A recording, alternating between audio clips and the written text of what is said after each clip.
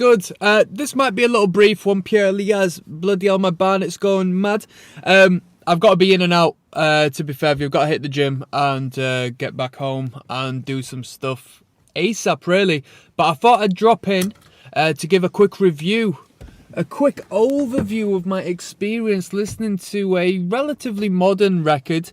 It's by a band called Ghost. This is the only album by Ghost I've heard of. It's their latest release from what I'm aware. It's called IMPERA perhaps. I don't know what the word means, so I don't know how its pronunciation is, projected out into the world. But I checked out the record. Correct me if I'm wrong, but the playlist I had on was only 30 minutes long, so it's, a relatively short record, but it's packed full of great material. It seems from the get-go that this band has all this. I've heard by it's one individual who's the brains of the operation, so that really is incredible if that's the case. The band really concentrates on quality. There is a incredible emphasis on high quality output. The songwriting, the production is in another world. I think if anything, the production value of this record is really, really, really what is the highlight for me. Choruses are incredible. The hooks really good. The guitar lines are brilliant. The drums are not just drums. They utilize the drums in highlighting and accenting and concentrating on the phrases, the vocal phrases that really count and allow the actual percussive elements to come through the kit as opposed to just playing a straightforward beat to get it from A to B. That's really good. But yeah, let's get started. So the vocals are very unique in a way that I would call it metal music, but it's so tinged with pop. And this is the weird thing.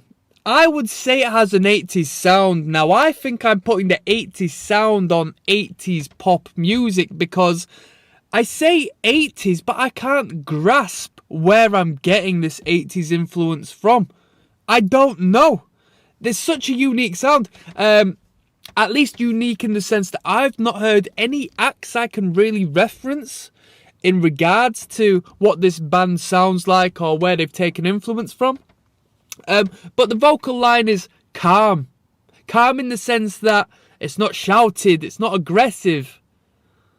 You can hear each and every word, you can hear the clarity in the vocal, and we're absolutely drenched from time to time in these incredible vocal harmonies, which may or may not be from the band or maybe just laid by himself, because I wouldn't be surprised if it was himself. Really good. The guitars. Now, they are nice lead guitars. And when I say lead, I mean the leadier aspects in the rhythmic playing. Not just power chords. Dun, dun, dun, dun. Down, you know what I mean? Really good playing.